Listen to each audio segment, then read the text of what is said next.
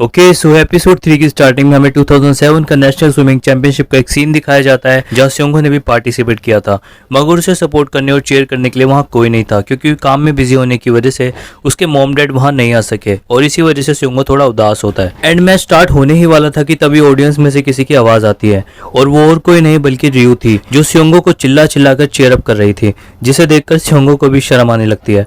अब match start हो चुका था जिसमें स्योंगो फर्स्ट आता है और वो मैच जीत जाता है, जिससे रियो और स्योंगो बहुत ज्यादा खुश होते हैं। अब सीन प्रेजेंट टाइम में शिफ्ट होता है जहां हम स्योंगो को देखते हैं जो आधी रात को नींद से जाग जाता है रियो के जोर जोर से चिल्लाने की वजह से। तो स्योंगो उससे कहता है कि तुम्हें पता भी है अभी टाइम क्या हुआ है, अभी रात के 3 बजे, तो तुम इतना शोर क्यों मचा रही हो। जिस पर उल्टा रियो ही उसको कुछ कुछ कहने लगती है और उसकी बात नहीं मानती। तो स्योंगो उसे उस हॉरर मूवी का स्पॉइलर दे देता है जिसे देखकर रियो शोर मचा रही थी। अब स्योंगो के ऐसा करने पर वो बहुत ज्यादा गुस्सा करती है और इस पर चिल्लाने लगती है, लेकिन स्योंगो एयरबड लगाकर सो जाता है। एंड देन नेक्स्ट मॉर्निंग स्योंगो जॉगिंग करके जब वापस घर आता है तो उसकी मॉम उसे ब्रेकफास्ट के लिए बुलाती है, बट तभी उसके डैड भी वहां आ जाते हैं, जिसके बाद वो सब साथ बैठकर ब्रेकफास्ट करते हैं। उनके बीच कुछ बातें भी होती है और उसके डैड उसे एक वर्क साइट पर केयरफुल रहने को कहते हैं, जिसके बाद वो ब्रेकफास्ट करके वहां से चले जाते हैं। अब स्योंगो अपनी मॉम से अभी भी नाराज होता है क्योंकि उसकी मॉम लॉन्ग टाइम के लिए कोरिया में नहीं रहती, उन्हें अपने काम की वजह से मोस्टली कोरिया से बाहर ही रहना पड़ता है, इसलिए वो कहती है कि कल वो उनके लिए ब्रेकफास्ट बनाएगी। तो स्योंगो उनसे कहता है कि वो मोस्टली ब्रेकफास्ट करता नहीं है इसलिए वो ब्रेकफास्ट ना बनाए, जिसके बाद वो भी वहां से चले जाता है, जो सुनकर उसकी मॉम को बहुत बुरा लगता है। अब स्योंगो ऑफिस पहुंच जाता है जिसे नायुन कांग्रेट्स करती है क्योंकि उनका प्रोजेक्ट फिर से स्टार्ट हो चुका है।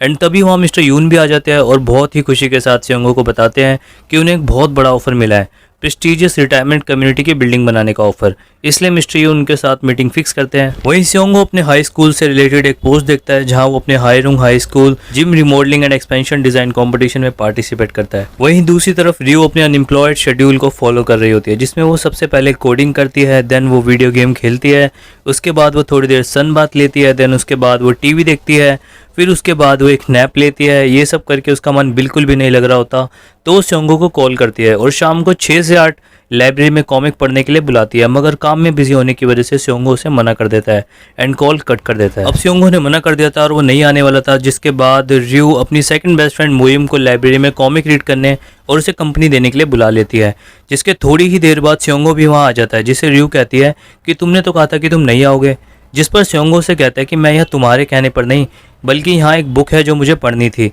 तो रियो कहती है कौन सी बुक। तो स्योंगो टेबल पर पड़ी हुई रैंडम बुक को उठा लेता है जिसका नाम प्रिंसेस होता है, जिससे रियो और मोइम उसी को देखने लगते हैं। तो रियो कहती है पर तुम्हें तो सैड एंडिंग वाली ट्रेजिक लव स्टोरीज पसंद थी और उसे चिढ़ाने लगती है। बाद में अब सब वो जब वहां से निकलते हैं तो रियो उनसे कहती है कि अभी भी उनके पास 2 घंटे हैं तो चलो फन करते हैं क्योंकि 8 से 10 तक वो फ्री है, जिस पर स्योंगो कहता है कि आज का दिन थकाने वाला था और साथ ही वो ये भी कहता है कि ऑफिस में कुछ पेंडिंग वर्क है जो उसे अभी करना है और साथ ही मोइम को भी कुछ स्टडी करनी थी, जिस वजह से वो दोनों उसे अकेला छोड़कर वहां से चले जाते हैं।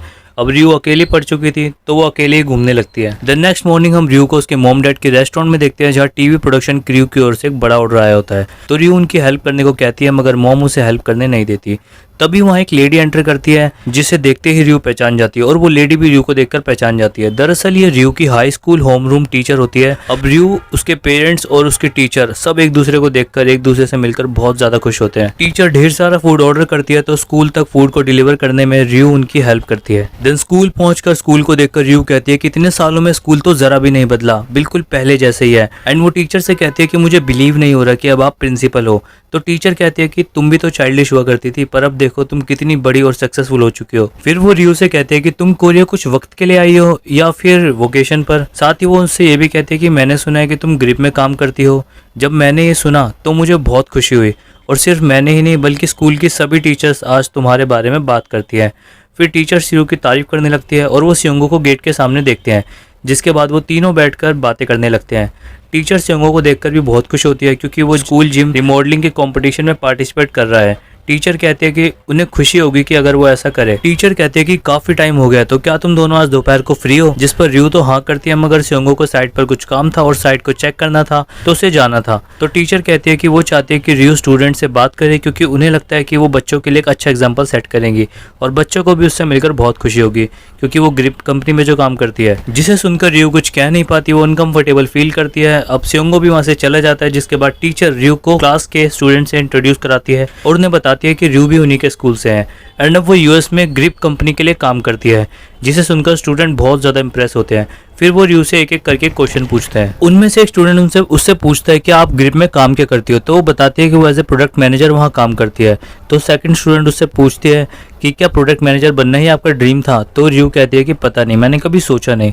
तो वो कहते हैं फिर आपका ड्रीम क्या था, जब आप हाई स्कूल में थे आप क्या बनना चाहते थे, आपका ड्रीम क्या था। जिसे सुनकर रियू सोच में पड़ जाती है। वहीं स्कूल जिम में रियू स्विमिंग पूल को देखकर अपनी ओल्ड मेमोरीज को याद करता है और सैड हो जाता है। जिसके बाद वो बाहर रियू का वेट करता है और रियू के आते ही वो उसे अपने साथ चलने को कहता है, मगर रियू का मूड काफी ऑफ था, इस वजह से वो उसे इग्नोर करती है और आगे जाने लगती है। मगर स्योंगो उसे अपने साथ चलने को मना ही लेता है। अब वो दोनों एक ट्री के पास जमीन खोदने लगते हैं जहाँ उन्होंने 10 साल पहले टाइम कैप्सूल छिपाया था, लेकिन रियू का मन बिल्कुल नहीं होता। साथ ही वो कहती है कि मैंने उन्हें अभी तक नहीं बताया कि मैं ग्रिप में काम नहीं करती, तो वो बहुत ज्यादा एम्बेरसमेंट फील करती है और स्योंगो से कहते हैं कि तुमने भी कुछ नहीं कहा। साथ ही मैंने बेशर्मों की तरह स्टूडेंट्स को लेक्चर भी दिया, जबकि सच तो यह है कि मैं वहाँ काम ही नहीं करती। तो स्योंगो से कहता है कि जितने साल तुमने वहाँ काम किया है, वहाँ एक्सपीरियंस गेन किया है, उतना ही काफी है बच्चों को गुड एडवाइस देने के लिए। अब उन्हें आधे घंटे से ज्यादा वक्त हो गया था टाइम कैप्सूल को ढूंढते हुए, तो रियू घर जाने लगती है, जिसे स्योंगो रोकता भी है, पर फिर वो उसके पीछे पीछे चला जाता है। अब उसके बाद फिर हम देखते हैं कि रियू का मन भी घर में बिल्कुल नहीं लग रहा होता, वो ये सब करके भी धीरे धीरे बोर होने लगी है। वही स्योंगो ऑफिस में देर रात तक काम कर रहा होता है, तो मिस्टर यून उसके पास आकर उससे कहते हैं कि तुम्हें अपने हाई स्कूल जिम के स्विमिंग पूल के बारे में सोचना छोड़कर रिटायरमेंट कम्युनिटी बिल्डिंग के बारे में सोचना चाहिए। साथ ही कल हमारा जो इंटरव्यू हुआ था उसका आर्टिकल भी न्यूज़पेपर में होगा। अब नेक्स्ट मॉर्निंग मोईम और उसकी टीम को देखते हैं जो एक बच्चे को रेस्क्यू करने के लिए जाते हैं जिसको दौरा पड़ा होता है। उसकी कंडीशन बहुत ज़्यादा खराब होती है, लेकिन सिचुएशन तब ज़्यादा बिगड़ जाती है जब रास्ते में उन्हें ट्रैफिक जैम मिलता है। पर तभी अचानक से एक पर्सन अपनी कार से निकलता है और वहाँ मौजूद सभी कार्स को उस पेशेंट के बारे में बताकर साइड होने के लिए कहता है। ये पर्सन असल में दान होता है, जिससे पैरामेडिक टीम और मोइम बहुत ज़्यादा इंप्रेस होते हैं ऐसा करता देख। बट अनफॉर्चुनेटली वो लोग दानों का फेस नहीं देख पाते, लेकिन उसकी टी शर्ट पर जो आई लव मड फ्लैट लिखा होता है वो लोग उसे देख लेते हैं। अब सीन शिफ्ट होता है जहाँ हम स्योंगो और मिस्टर यून को एक मीटिंग में देखते हैं, जिसे मिस्टर यून ने फिक्स की थी रिटायरमेंट कम्युनिटी बिल्डिंग बनाने को लेकर। वो कम्युनिटी उन्हें बताती है कि उनका बजट 2 बिलियन वॉन है और वो लग्जरियस कम्युनिटी बिल्डिंग बनाने का सोच रहे हैं। साथ ही वो उन्हें पॉलिसीज एंड रेगुलेशन भी बताते हैं। वो लोग उन्हें कुछ डिजाइन भी दिखाते हैं जिस तरह वो बिल्डिंग को बनवाना चाहते हैं, मगर ये बात स्योंगो को पसंद नहीं आती क्योंकि स्योंगो किसी और आर्किटेक्ट के डिजाइन को कॉपी नहीं करना चाहता। वो उनसे कहता है कि क्या आपको मेरी काबिलियत पर कोई शक है, तो मिस्टर यून उसे शांत कराने लगते हैं। अब स्योंगो ये डील को कैंसिल करने ही जा रहा था, मगर मिस्टर यून ये कहकर स्योंगो को वहां से ले जाते हैं कि हम आपको सोचकर बताते हैं। दरअसल मिस्टर यून नहीं चाहते कि ये डील कैंसिल हो क्योंकि इससे उन्हें बहुत ज्यादा फायदा होने वाला है और डील कैंसिल करना बेवकूफ़ी होगी। जहां पार्किंग लॉट में मिस्टर यून स्योंगो से कहते हैं कि मेरे पास एक प्लान है, हम डील एक्सेप्ट कर लेंगे, काम चालू कर देंगे, बट बाद में उसमें अपने डिजाइन के हिसाब से ही काम करेंगे। वो कहते हैं कि हम उस डिजाइन को रेफरेंस के तौर पर देखेंगे, मगर ये बात भी स्योंगो को पसंद नहीं आती। वो कहता है कि मैं मानता हूँ कि बिना क्लाइंट के एक आर्किटेक्ट कुछ भी नहीं है, लेकिन ऐसी सोच रखने वाले लोगों के साथ मैं काम नहीं कर सकता। जिस बात पर स्योंगो और मिस्टर यून का झगड़ा हो जाता है। वो स्योंगो से कहते हैं कि अगर तुम्हारा यही एटीट्यूड रहा तो जो ऑफिस तुमने बिल्ड किया है वो मिट्टी में मिल जाएगा। वो उससे कहते हैं कि कभी कभी हमें ऐसा काम करना पड़ता है, सबके साथ डील करनी पड़ती है, अगर तुम ऐसे ही करते रहोगे तो एम्प्लॉयज को सैलरी कहाँ से दोगे। अब भी स्योंगो नहीं मानता, तो वो गुस्से में मिस्टर यून उससे कहते हैं कि तुम अपने स्कूल जिम के स्विमिंग पूल के पीछे पड़े हो इतनी बड़ी डील को छोड़कर, क्योंकि वो घटिया पूल तुम्हें तुम्हारा पास्ट याद दिलाता है। अब ये सब सोच के वो रियलाइज करते हैं कि वो ये क्या भूल गए और वो बहुत ज्यादा बुरा फील करते हैं, तो स्योंगो वहां से चला जाता है। वहीं दूसरी तरफ हम मोइम को उसकी टीम के साथ देखते हैं जो उसी पर्सन के बारे में बात कर रहे थे जिसने उनके लिए रास्ता क्लियर किया और उनकी हेल्प की। जहां मोइम कहती है कि वो मेरा आइडियल टाइप है, क्या तुम लोगों ने उसकी लाइसेंस की प्लेट नंबर देखी, जिस पर वो कहते हैं कि ऐसी सिचुएशन में हम नहीं देख पाए। तो मोइम सैड होती है और कहती है कि अब मैं उसे कैसे ढूंढूंगी। तभी मोइम के नाम पर एक फूड डिलीवरी वाला आता है जिसे दानो ने भेजा था। उसने उनके लिए राइस केक भेजे थे, साथ ही एक नोट जिसमें लिखा था कि थैंक यू मिस मोइम, जिसे पढ़कर मोइम मुस्कुराने लगती है और कहती है कि इसे मेरा नाम कैसे पता चला। एंड नेक्स्ट सीन में हम रियो को एक कैफे में किसी कंपनी के सीईओ के साथ बात करता देखते हैं जो उसे अपनी कंपनी में as a product manager hire करना चाहती है क्योंकि रियो ग्रिप में पहले काम कर चुकी है, लेकिन रियो उनके ऑफर से जरा भी खुश नहीं दिखाई देती।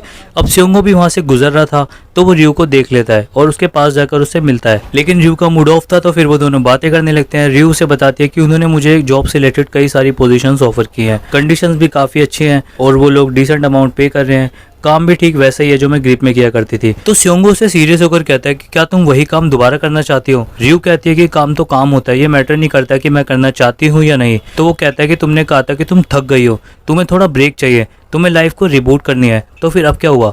जिस पर रयू कहते हैं कि तुम्हारा इससे क्या लेना देना। वो कहता है कि मैं तुझे बचपन से जानता हूँ, जब तुझे कुछ काम करना होता है तो उसकी एक्साइटमेंट तेरे अंदर साफ दिखती है जो अभी नहीं दिख रही। वेल, मैं विश करूंगा कि तुझे तेरा रियल ड्रीम मिल जाए। तो रयू कहते हैं कि तुम्हें क्या लगता है सबको सपने देखने का हक होता है, क्योंकि ड्रीम सिर्फ उन्हीं के होते हैं जिन्हें फेलियर के बाद सेकंड चांस मिला हो या वो जो लग्जरियस लाइफ जीते हो। इस बारे में तुझे क्या पता होगा, क्योंकि तू बचपन से एक परफेक्ट एनवायरनमेंट में पला बड़ा है और तुझे नहीं पता होगा कि मैं किन हालातों से गुजरी हूँ। तो स्योंगो कहता है कि मैं भी इन हालातों से गुजर चुका हूँ, मुझे लगा तुझे याद होगा, और ये बोलकर वो वहाँ से चला जाता है। वहीं हम स्योंगो को उसके रूम में देखते हैं जहाँ वो अपने मेडल्स को देख रहा होता है, और तभी हमें 2008 का फ्लैशबैक सीन दिखाया जाता है। अब 2007 के नेशनल चैंपियनशिप में जीतने के बाद स्योंगो का सिलेक्शन 2008 के ओलंपिक में हो गया था। जहाँ वो ट्रेनिंग के लिए जा ही रहा था तब अर्ली मॉर्निंग उसे रयू मिलती है जो उसे एक टॉवल गिफ्ट करती है जिस पर लिखा था गो फॉर गोल्ड स्योंगो। साथ ही वो उसे चेयरअप करती है, जिसे ऐसा करता देख स्योंगो मन ही मन बहुत खुश होता है। एंड अब जब वो रास्ते में रोड क्रॉस कर रहा था तब ये कार आकर उसे हिट कर देती है, जिससे वो वहीं बेहोश हो जाता है।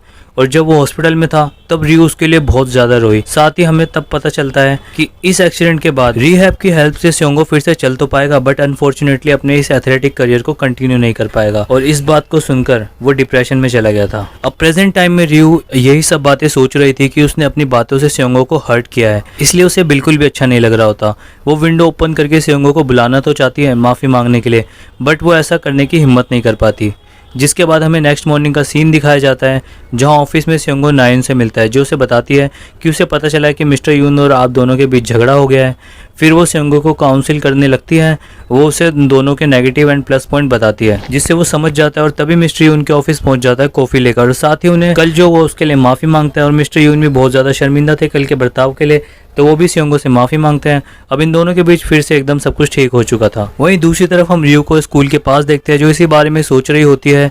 जब एक स्टूडेंट ने उससे पूछा था कि आप हाई स्कूल में थे तब आप क्या बनना चाहते थे, आप किस चीज का ड्रीम देखते थे, तो रयू ने बताया था कि तब मेरा ड्रीम बस यही था कि मैं हर एक चीज में फर्स्ट आऊं, एक ऐसी बेटी बनूं जिस पर उसकी मॉम को प्राउड हो, और एक ऐसी स्टूडेंट जिसकी तारीफ उसकी टीचर्स करे और हर कोई मुझे पहचाने। बट अब मैं सोचती हूँ तो मुझे बुरा फील होता है, क्योंकि मैंने इसकी परवाह की कि दूसरे मुझे कैसे देखते हैं, मैंने खुद को कभी अटेंशन दी ही नहीं। Now coming back to the present, जहाँ रयू के मोबाइल पर इंटरव्यू के लिए नोटिफिकेशन आती है। फिर हमें रात का सीन दिखाया जाता है जहाँ रयू स्कूल के बैकयार्ड में ट्री के पास उसी टाइम कैप्सूल को ढूंढ रही होती है, मगर उसी दौरान उसकी टीचर यानी स्कूल की प्रिंसिपल कूड़ा फेंकने आई थी। जब वो रयू को वहाँ पेड़ के पास देखती है तो वो दोनों एक दूसरे को देखकर डर जाते हैं। फिर टीचर उसे अपने ऑफिस में ले जाती है, साथ ही उसे टी ऑफर करती है। एंड देन वो रयू से पूछती है कि तुम वहाँ ढूंढ क्या रही थी, तो रयू बताती है कि मैंने और स्योंगो ने और मोयुम ने वहाँ 10 साल पहले टाइम कैप्सूल दफनाया था जिसे मैं ढूंढ रही थी। साथ ही वो उन्हें बताती है कि मैंने आपसे झूठ बोला है, क्योंकि मैं अब ग्रिप में काम नहीं करती, मैंने ग्रिप को क्विट कर दिया है। तो उसकी टीचर उसे सपोर्ट करती है और कहती है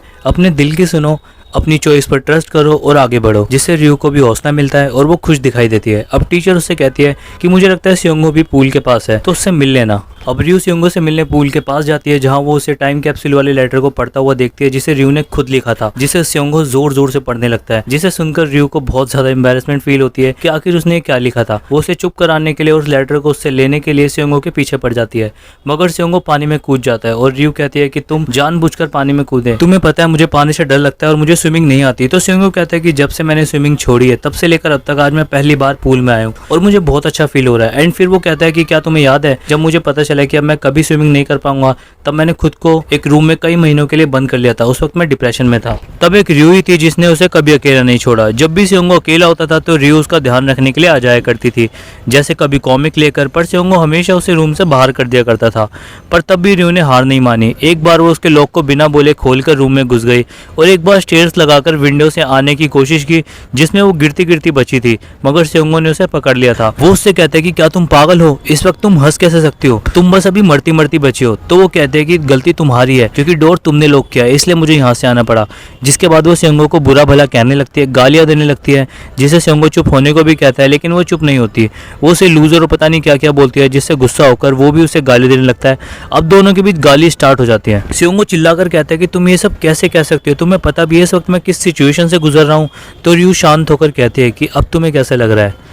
वो कहती है कि तुम्हें पता है महीनों से मैंने तुम्हारी आवाज़ तक नहीं सुनी थी। जिसके बाद वो अपने बैग से कुल्हाड़ी निकालती है और कहती है कि अगर तुमने दोबारा डोर को लॉक किया तो मैं इसे तोड़ दूंगी। फिर वो वहाँ से चली जाती है, जिसके जाते ही स्योंगो मुस्कुराता है। नाउ प्रेजेंट टाइम में वही सब बातें रयू को बता रहा होता है और वो कहता है कि पहले तुम कितनी एनर्जेटिक और अमेजिंग हुआ करती थी, बट अब तुम बोरिंग हो चुकी हो।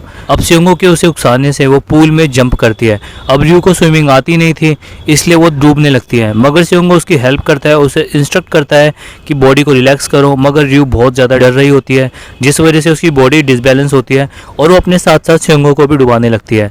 बट एट द एंड काफ़ी मेहनत के बाद वो उसे अब पानी पर फ्लोट करना सिखाता है। तब रयू उसे बताती है कि एक्चुअली मैं बहुत ज़्यादा नर्वस थी, मैं क्विट करना चाहती थी क्योंकि मैं थक चुकी थी, मैं रेस्ट करना चाहती थी और एक नई लाइफ का ड्रीम देख रही थी। बट अब लग रहा है कि ग्रिप के बिना मैं कुछ भी नहीं हूँ, क्योंकि मेरी लाइफ रुक सी गई है और सब आगे बढ़ रहे हैं और मैं वहीं की वहीं हूँ। तो स्योंगो बताता है कि मुझे भी ऐसा ही फील हुआ था जब मैंने स्विमिंग छोड़ी थी, बट उसके बावजूद मैंने हार नहीं मानी और मुझे मेरा न्यू ड्रीम मिल गया। वो कहता है कि जब मुझे न्यू ड्रीम मिल सकता है तो तुम्हें क्यों नहीं। तो रयू कहती है कि सपोज करो कि तुम्हें फिर से स्विमिंग करने का मौका मिले, तो क्या तुम फिर से आर्किटेक्ट बनोगे। जिस पर स्योंगो कहता है ऑफ कोर्स। तो स्योंगो रयू से पूछता है कि सपोज तुम्हें अगर ग्रिप में फिर से जाने का मौका मिले तो क्या तुम वापस जाओगी।